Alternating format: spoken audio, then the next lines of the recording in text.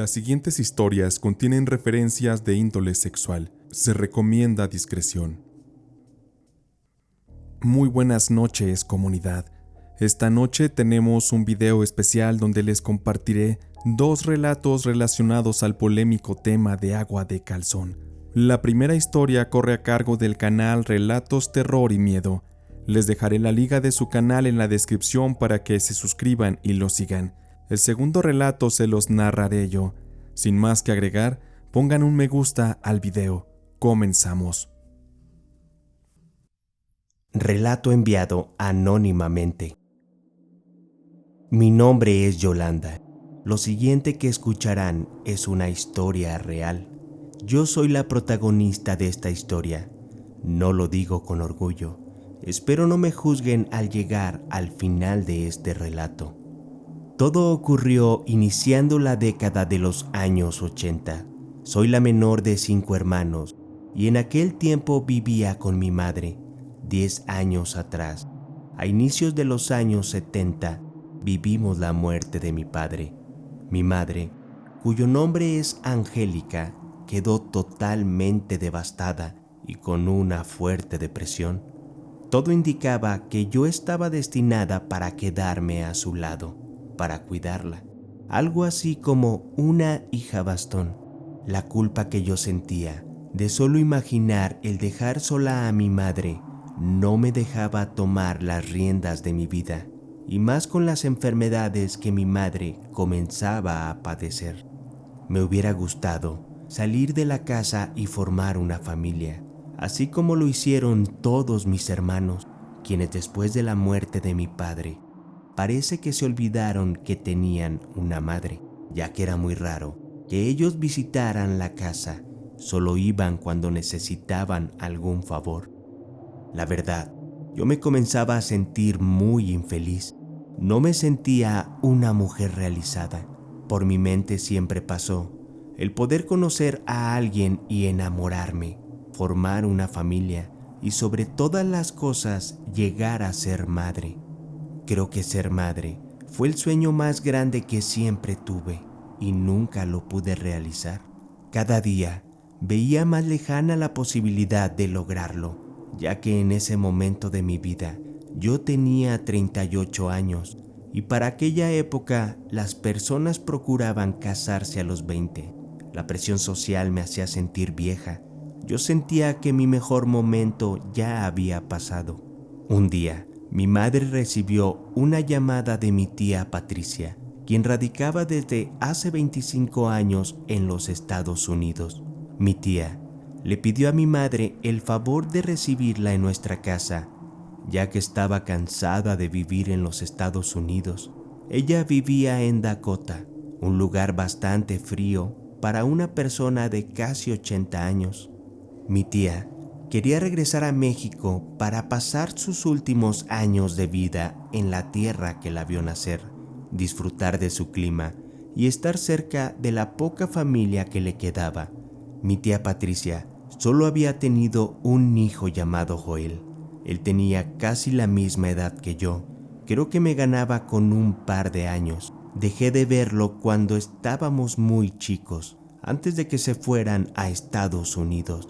Parecía que mi primo Joel corría con la misma suerte que yo, ser un hijo bastón. También se enfocó en cuidar a su madre, ya que él tampoco formó una familia. El día que ellos llegaron a México, en la casa todo era felicidad. Me dio mucho gusto ver tan contenta a mi madre. Hacía años que no la miraba así. Al estar cenando todos juntos en la mesa, observé que me estaba sucediendo algo muy extraño. No podía dejar de mirar a Joel. Por más que trataba de controlarme, algo muy dentro de mí no me lo permitía. Me parecía un hombre muy varonil, muy fuerte físicamente y con una barba muy atractiva. Ese día me fui a la cama a dormir y solo me daba vueltas la cabeza. No dejaba de pensar en él. Sabía que no estaba bien lo que estaba pensando, ya que él era mi familia. Así fueron pasando las semanas y las 2 familias nos fuimos acoplando al convivio diario. Joel pudo conseguir un trabajo, Mi madre y mi tía se la pasaban tejiendo y viendo televisión. En cambio yo era la encargada de mantener la casa limpia, así como preparar la comida diariamente. Todos los días por la mañana, yo era la encargada de prepararle la comida a Joel, comida que llevaba a su trabajo, algunos guisados, así como agua fresca del día. Para mí, era el momento más emocionante del día, ya que por un segundo me imaginaba que le entregaba el desayuno a quien pudo ser mi esposo que no pude tener por quedarme a cuidar a mi madre.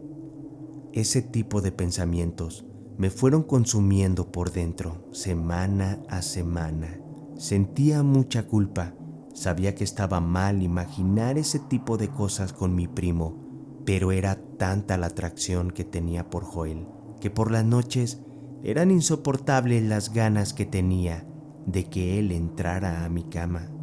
Un día, mi madre no bajó a cenar, ya que había tomado uno de sus medicamentos que le provocaba bastante sueño. Terminamos de cenar y mi tía se despidió para retirarse a descansar. Solo quedamos Joel y yo en la mesa. Le pregunté si le gustaría beber una cerveza para así seguir platicando, ya que era fin de semana y eso ameritaba un trago. Mi primo Joel aceptó y comenzamos a platicar. Él me explicaba cómo era la vida en Estados Unidos. Me decía que era una vida muy pesada, llena de trabajo, que él estaba muy contento de haber regresado a México. La plática comenzó a ser muy interesante y así transcurrieron un par de horas. Bebíamos bastantes cervezas.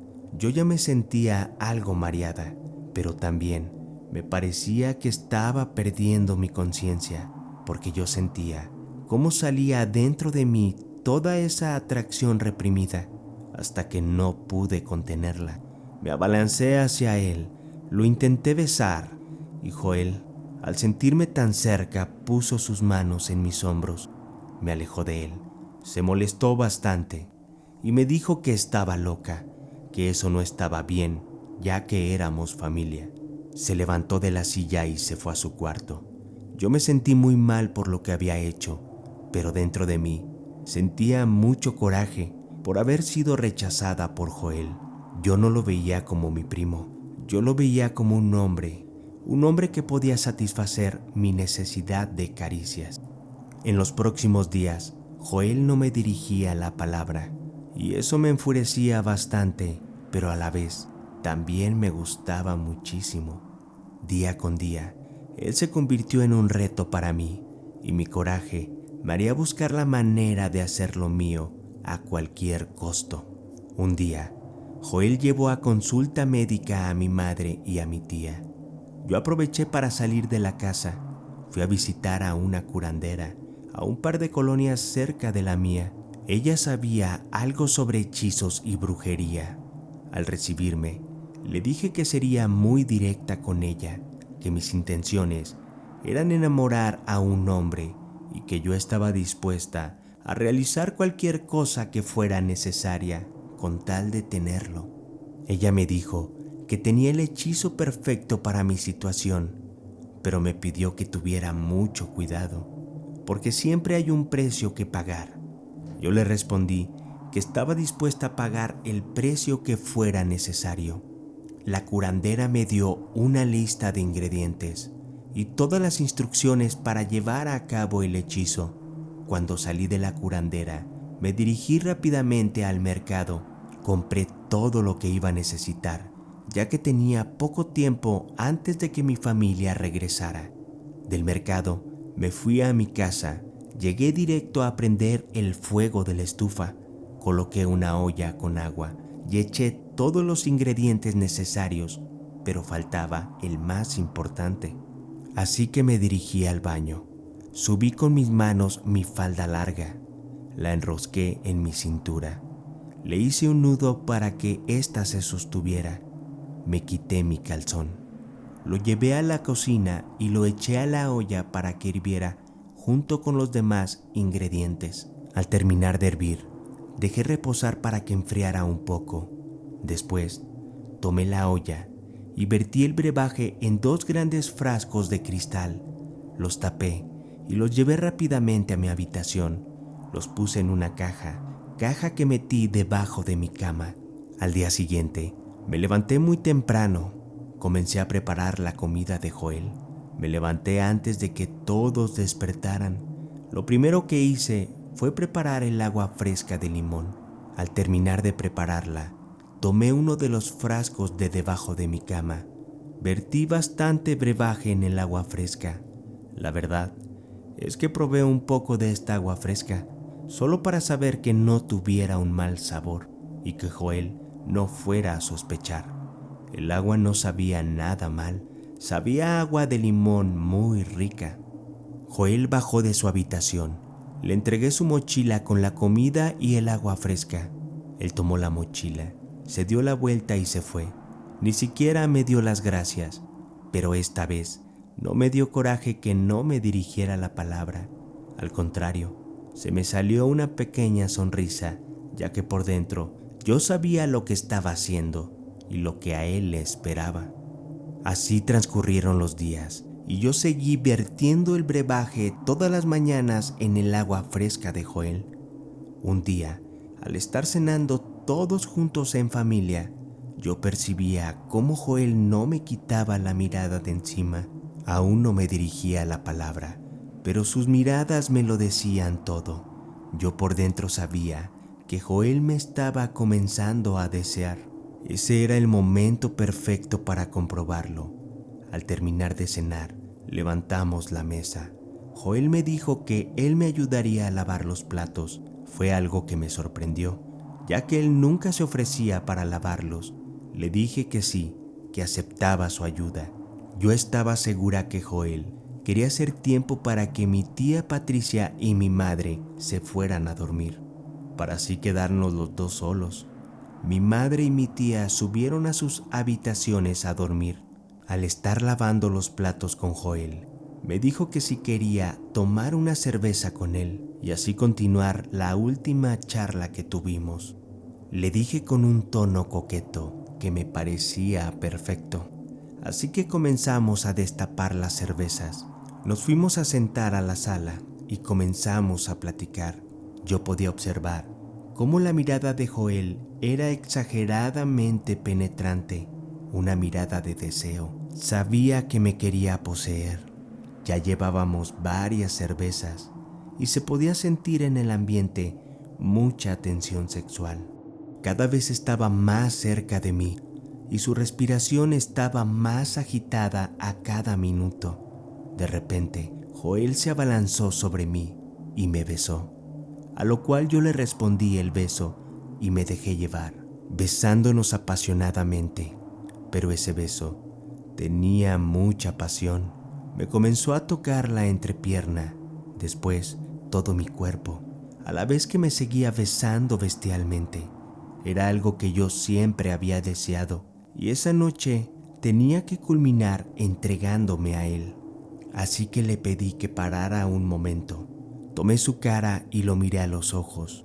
Le tomé la mano y me levanté del sillón. Lo jalé con dirección al baño y le dije sutilmente: ven y terminemos esto. Entramos al baño apresuradamente. Cerramos la puerta y nos comenzamos a besar apasionadamente. Comencé a desabrochar su cinturón, después su pantalón. Mi necesidad de tenerlo era muy intensa. Comencé a subir mi falda larga. La amarré con un nudo en mi cintura que él abrazó fuertemente y por fin se estaba consumando el acto. Por fin lo tenía en mí. Al terminar de saciar nuestra pasión, Joel me dijo que esto que hicimos los dos no estaba bien, que éramos familia, pero que de un día para otro él comenzó a desearme como un loco, que siempre estaba yo en su cabeza y no me podía sacar de ella. Joel me dijo que él no tenía problema con seguir teniendo este tipo de encuentros, que solo cuidáramos que nuestras madres no se dieran cuenta. Y así fue. Joel aprovechaba cualquier momento para hacerme suya, para tenernos el uno al otro, para saciarnos de placer. Me tomaba por todos los rincones de la casa. Aprovechábamos cualquier momento. Cuando nuestras madres salían a misa, cuando iban al club de tejido, cuando subían a dormir, o inventábamos algún pendiente fuera de la casa para irnos por ahí. Por fin se cumplió lo que tanto yo quería, tener a Joel como un perrito a mis pies. Yo la estaba pasando genial. De hecho, en esos momentos se me olvidaba por completo que era mi primo. Pero un día, nuestras madres salieron de casa para ir a misa de domingo. Joel y yo aprovechamos ese momento para ir a mi habitación. Joel tenía un deseo insaciable. Creo que el brebaje le daba toda esa obsesión y fuerza viril. Después de terminar el encuentro, nos quedamos abrazados platicando y no supimos en qué momento fue que nos quedamos dormidos. De repente, entre el sueño escuché un fuerte grito. Desperté rápidamente. Sorprendida, vi al pie de mi cama a mi madre, también a mi tía Patricia. Mi tía Patricia corrió directo a Joel, golpeándolo fuertemente, mientras ella lloraba y le gritaba que era un maldito, que por qué lo hizo. Mi madre cayó en rodillas de la impresión, soltando un llanto desde lo más profundo de su pecho. Joel y yo estábamos conscientes que les habíamos fallado, las habíamos traicionado. Joel seguía recibiendo los golpes por parte de mi tía. Joel se hizo bolita y se tapó con las sábanas, ya que al estar desnudo, le era imposible levantarse y parar las agresiones de su madre. Yo le gritaba a mi madre y a mi tía que salieran de la habitación, que fueran a la sala, que yo iría para darles una explicación. Mi tía Patricia le ayudó a mi madre para ponerse de pie, la abrazó y salieron de la habitación llenas de llanto. Le pedí a Joel que se vistiera y que fuera a su habitación, que se encerrara y no saliera, que yo iría a hablar con ellas para tratar de calmarlas. Bajé a la sala y las encontré sentadas en el sillón. Abrazadas seguían inconsolables por lo sucedido. Les pedí que se calmaran, también les pedí perdón. Comencé a llorar junto con ellas, ya que me dolía verlas sufrir. Mi madre me pidió que me callara.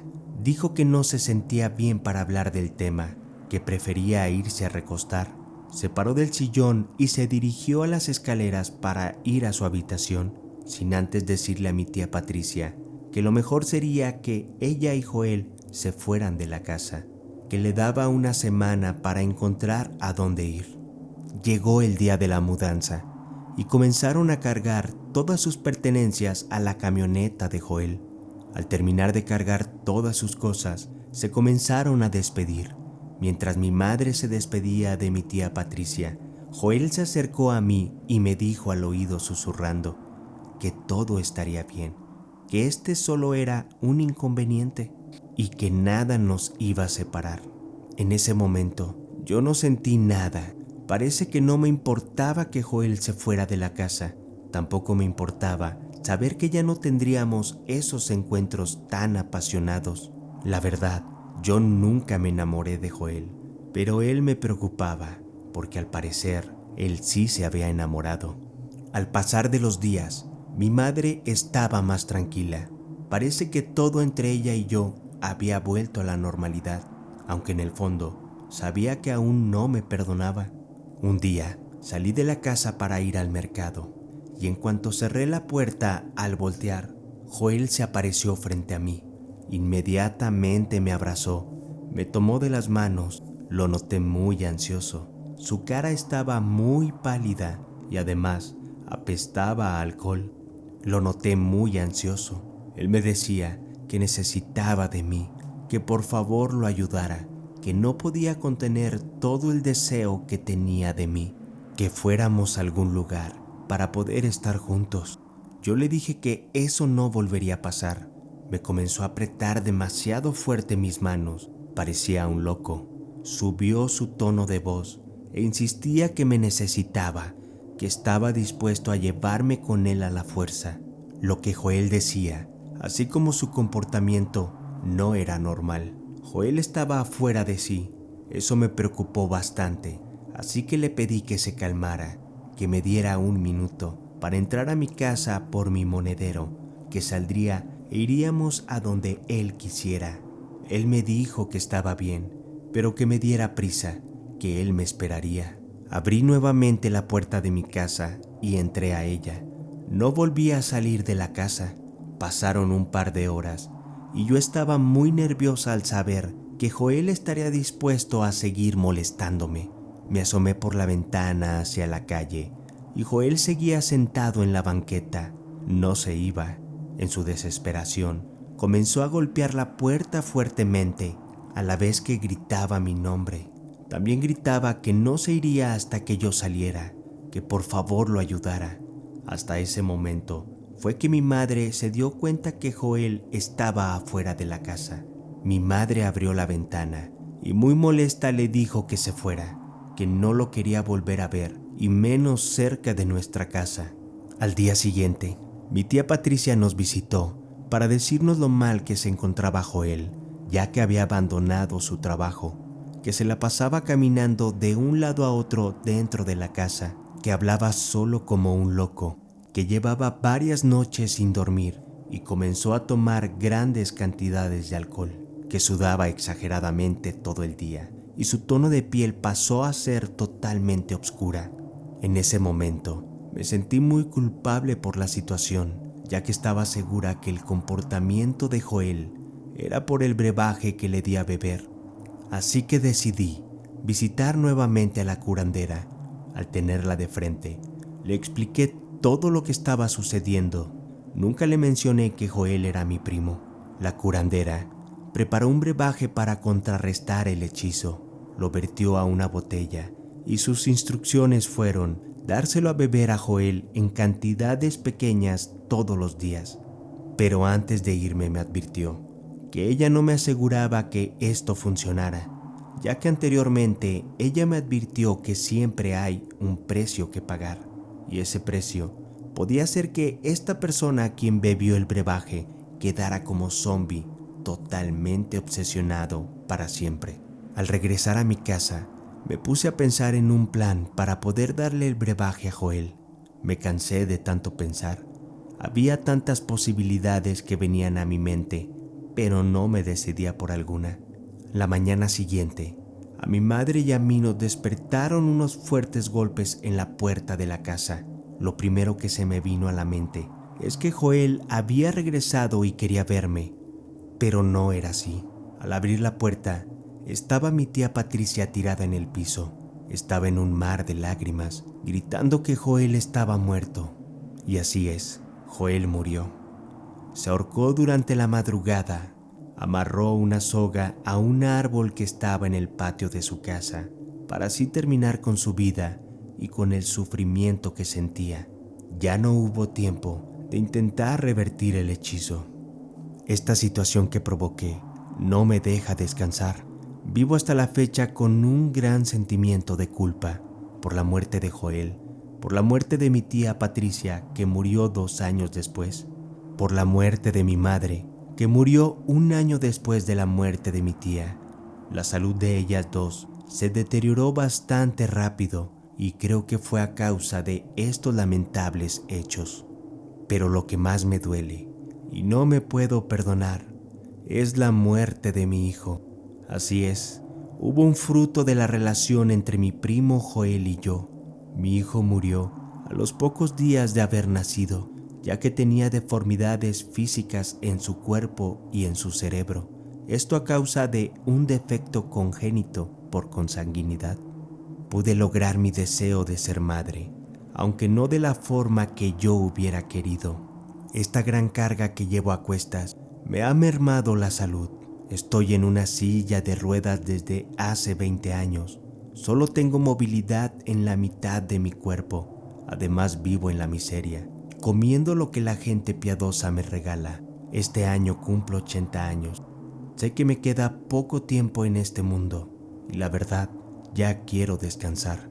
El contar esta historia me hace sentir algo de paz. Espero ustedes me entiendan. La verdad, no recomiendo hacer ningún tipo de amarres y mucho menos agua de calzón. No sé qué me espere después de la muerte, solo sé que siempre hay un precio que se tiene que pagar.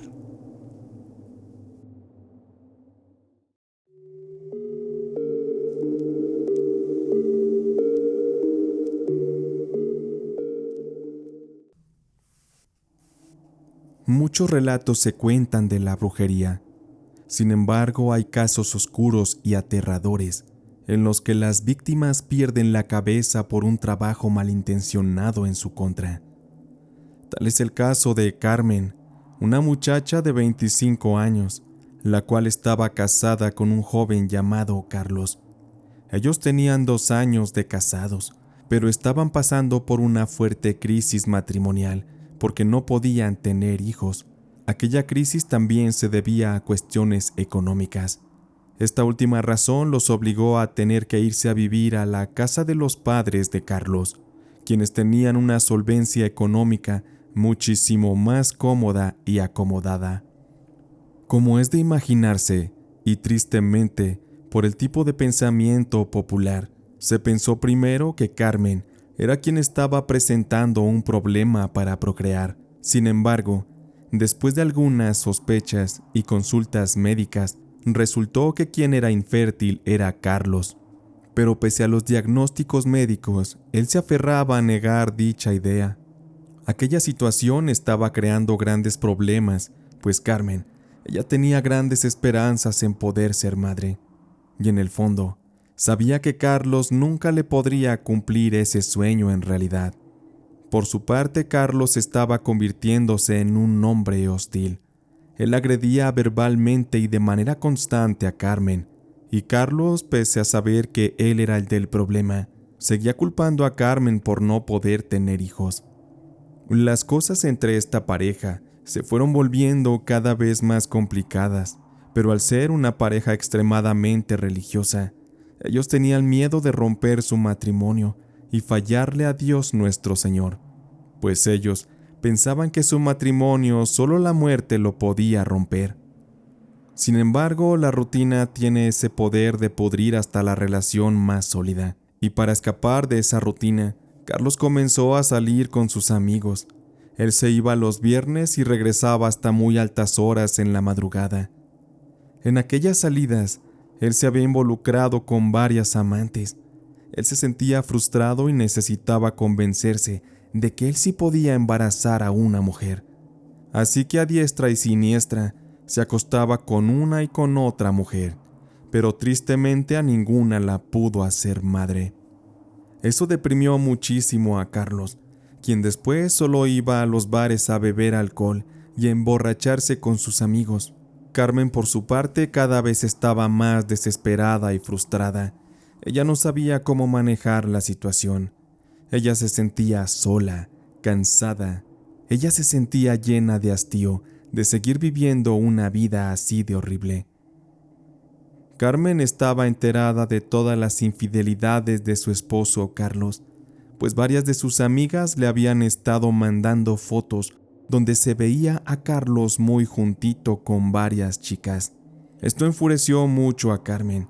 Ella estaba inundada en rabia, en ira, y pese a ser muy católica, su carácter se fue tornando en algo muy oscuro. En ella comenzó a nacer un deseo brutal de venganza, un deseo de hacer pagar al precio más alto a su esposo Carlos. Carmen no quería separarse de él porque no tenía a dónde irse, y tampoco tenía dinero, así que tuvo que aguantarse la rabia por un tiempo.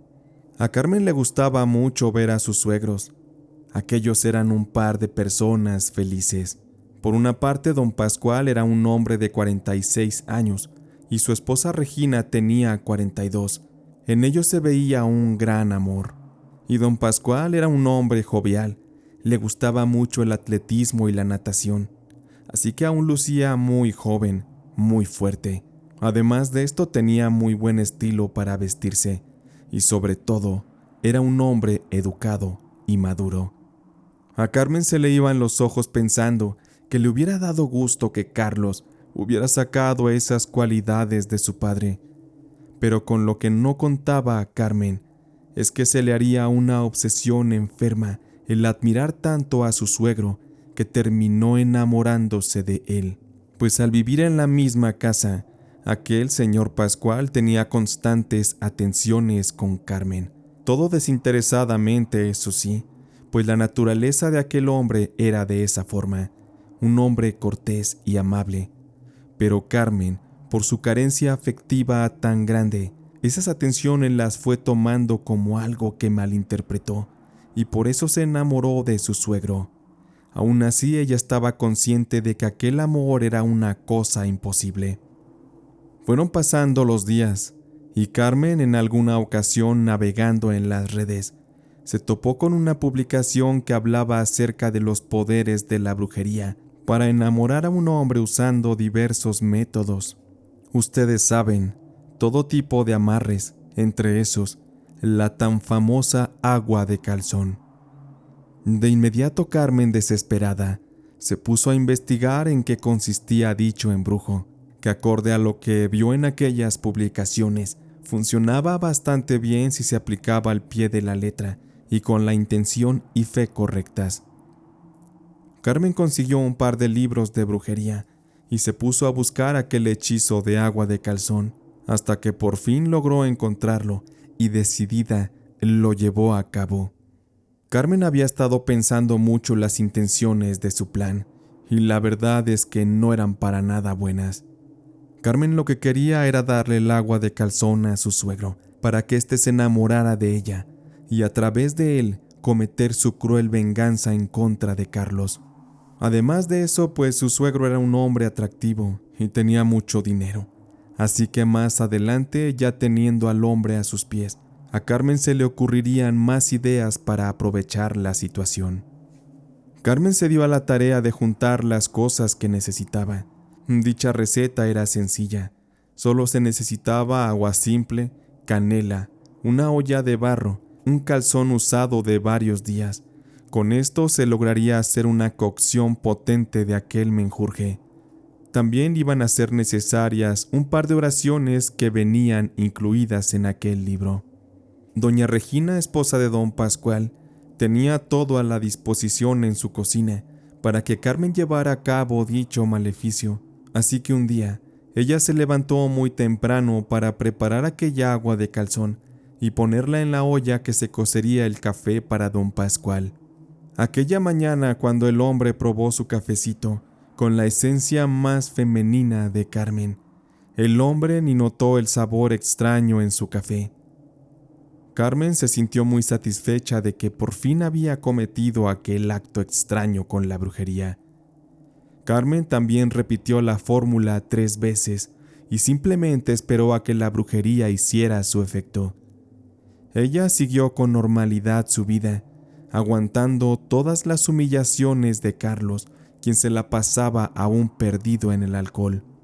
Pero Carmen, muy decidida y con la intención completa de seducir a su suegro, comenzó a vestirse de maneras sutilmente provocativas delante de don Pascual.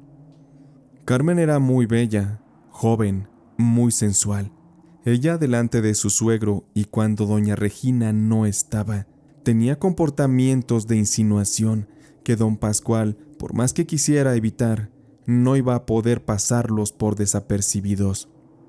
En una ocasión Carmen se levantó muy temprano y al ver que don Pascual ya se preparaba para el trabajo, ella se ofreció a servirle el café y el desayuno.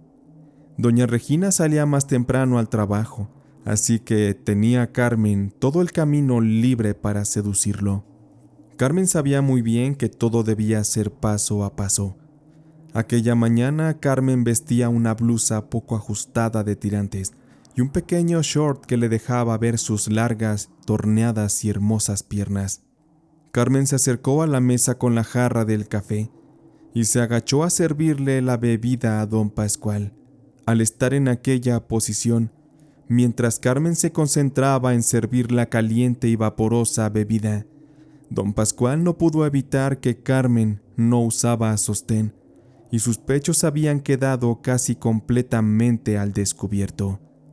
Aquel hombre fijó la mirada muy bien en el cuerpo de Carmen, pero cuando notó que Carmen lo estaba viendo, El hombre se sonrojó y fingió que tosía. Así él se retiró de la mesa hacia el baño para alejarse de la situación aparentemente incómoda.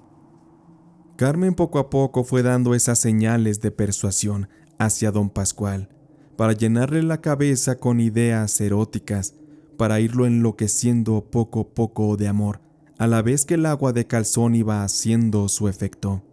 Pero lo que ocurría es que don Pascual ya estaba empezando a sentir los estragos del agua de calzón, y era de saberse que no se podría resistir a la tentación de estar con una mujer joven, una mujer que le hiciera sentir nuevamente un hombre fresco, un hombre viril, y sobre todo sentir esa vitalidad que tanto le hacía falta, pues él y su esposa doña Regina ya no tenían mucha intimidad, por aquello de que la rutina mata ya se cansadas hasta las relaciones íntimas más hermosas.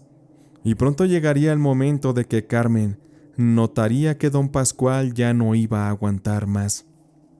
Una mañana Carlos ya se había ido a trabajar, también doña Regina, y don Pascual se quedó a trabajar desde su casa.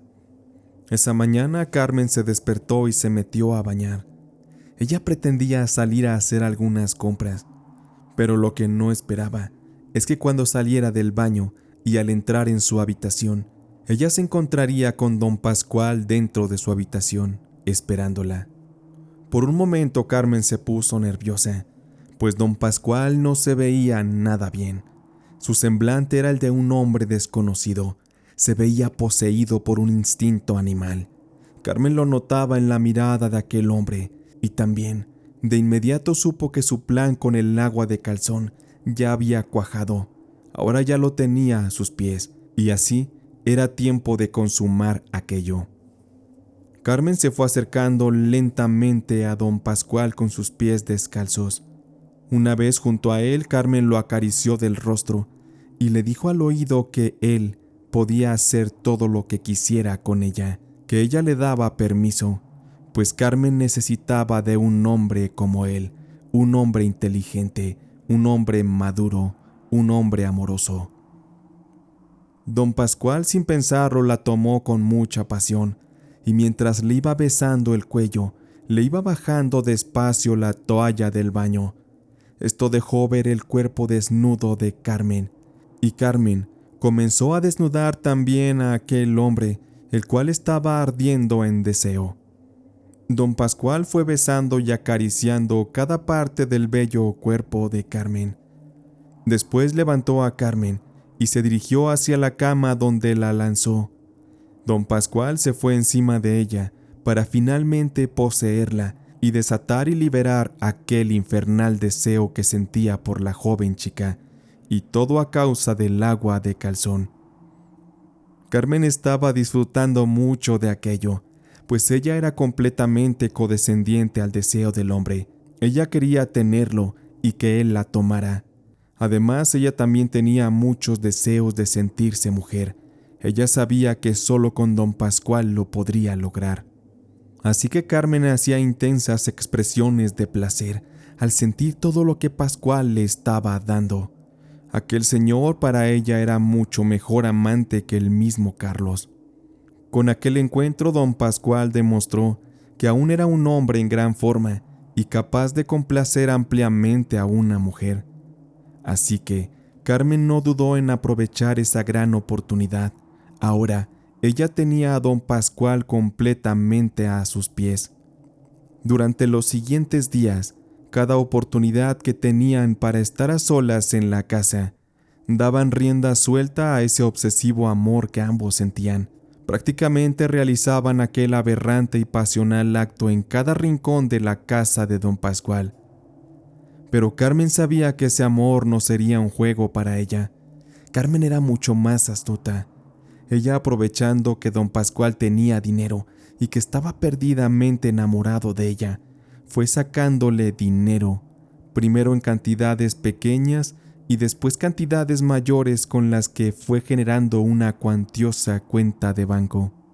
Pobre de don Pascual, él era prácticamente ya como un pobre perro que recibía las órdenes de Carmen, todo porque su deseo carnal lo tenía embobecido por aquella agua de calzón, Y es que es una realidad que de no haber intervenido la brujería, don Pascual, por más sentimientos de atracción que sintiera por Carmen, él jamás se hubiera atrevido a tocarla.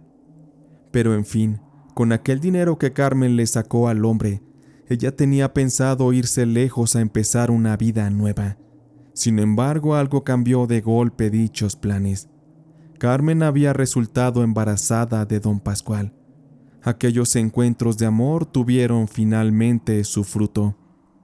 Cuando Carmen supo la noticia, ella no quiso decirle a don Pascual, porque él de inmediato le pediría que se fueran lejos a iniciar una vida juntos.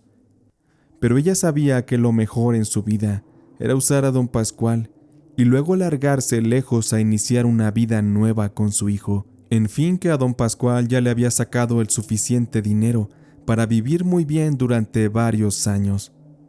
La mejor opción para Carmen era terminar con aquel macabro juego de pasión y después convencer a todos de que el hijo era de Carlos y después buscar un buen pretexto para un divorcio. Pero lo primero era poner en silencio a don Pascual para que no hablara. Así que Carmen buscó algún otro hechizo que permitiera revertir el efecto del amarre de agua de calzón. Así Carmen intentó con un hechizo y también con algunos otros, porque ella no veía que los efectos del obsesivo enamoramiento de don Pascual se dieran. Carmen estaba desesperada, no sabía qué hacer, pues no faltaba mucho para que el embarazo se le notara. Pero una mañana Carmen se despertó con la noticia de que habían llevado al hospital a don Pascual, pues repentinamente se había sentido muy mal aquel hombre y no lo habían podido controlar. A él le había dado repentinamente una fiebre muy horrible y estaba evacuando heces con sangre. Aquello era grave. Por eso el señor fue llevado en muy malas condiciones al hospital. Carmen estaba preocupada porque la brujería que se le había dado al hombre ya se le había salido de las manos. En lugar de revertir los efectos del agua de calzón, prácticamente ella envenenó y destruyó los órganos del cuerpo de don Pascual, quien, al par de días, falleció en el hospital. Irónicamente, Carmen sintió mucha culpa. Su intención nunca fue la de hacerle ese tipo de mal a su víctima, pero ya era demasiado tarde. Doña Regina estaba completamente deshecha por la pérdida de su marido, su hombre aquel quien ella pensaba que le había sido fiel toda la vida. Doña Regina le hacía el tributo en su muerte a su marido y hablaba de don Pascual como un hombre ejemplar. Ni idea tenía la pobre mujer de todas las cosas que pasaron sin que ella se diera cuenta. Con el paso del tiempo, Carmen dio a luz a aquel hijo de ese oscuro romance. Como era de esperarse, Carmen dio a conocer que el padre del niño era Carlos, su esposo, lo cual le dio un aire nuevo de vida a Carlos, quien se alejó de inmediato del alcohol y de las amantes con las que se acostaba para saciar su tristeza. Carmen finalmente decidió no irse de la vida de Carlos, pues éste, al recibir la noticia de que sería padre, lo tomó de una manera que realmente creyó ser el papá de la criatura. Doña Regina tampoco no puso objeción, para ella aquello era algo normal. Aquel niño trajo una nueva esperanza al matrimonio de Carmen y Carlos. El bebé vino a dar esa luz al ambiente de oscuridad y melancolía que se vivía por la muerte de don Pascual. Todo parecía estar muy bien para todos, sobre todo para Carmen, que se había salido con la suya en aquel maléfico plan. Ella aparentemente había logrado esquivar todos los obstáculos y con eso pretendía vivir tranquila. Pero Carmen no contaba con algo inesperado, pues poco después de que su hijo cumplió 1 año de edad, a Carmen la comenzaron a atacar extraños episodios psicóticos. Ella decía que alguien la vigilaba, que sentía que la seguían. Ella tenía un profundo miedo, una paranoia que cada vez más contaminaba su mente, y su vida poco a poco se fue convirtiendo en un infierno a causa de esto. Pero lo que nadie sabía, porque Carmen lo callaba, era que durante las noches una extraña entidad le atacaba. Aquel fantasma o lo que fuera le acariciaba la piel, le tocaba el cuerpo y la forzaba de una manera que parecía que la extraña entidad estaba cometiendo algún tipo de abuso en su contra de tipo amoroso. Esto aterraba mucho a Carmen y la llevaba a pasar las noches sin dormir, porque ella sabía perfectamente de dónde venían aquellos ataques. Ella sabía que la brujería que le hizo a don Pascual tenía que pagarse de alguna manera en esta vida, pero Carmen, ella no podía creer que don Pascual había vuelto desde el infierno para cobrar venganza. Era increíble que el efecto del enamoramiento y el deseo carnal que tenía aquel hombre trascendió más allá de la muerte, y era difícil de creer también que don Pascual volvió para reclamar las caricias de su tan deseada amante. Ocultar aquello no podía ser posible para siempre, y con el paso de los meses, Carmen se fue volviendo loca, y Carlos y doña Regina tuvieron que ingresarla en varias ocasiones en instituciones mentales para que fuera tratada. A Carmen la vieron psicólogos y psiquiatras, pero nada de eso tuvo resultados favorables. Carmen entraba y salía de dichos hospitales y había tenido muchas crisis en las que se había intentado quitar la vida. Y era cosa de tiempo para que lo lograra. No se le podía cuidar las 24 horas, lamentablemente. Una noche Carmen, sin que nadie se diera cuenta, salió de la casa hasta la calle. Carmen caminó y caminó hasta que llegó a un puente del cual, sin pensarlo, y cansada de aquellos ataques y abusos del fantasma de don Pascual, ella decidió lanzarse desde lo alto de aquel puente. La caída fue de más de 6 metros.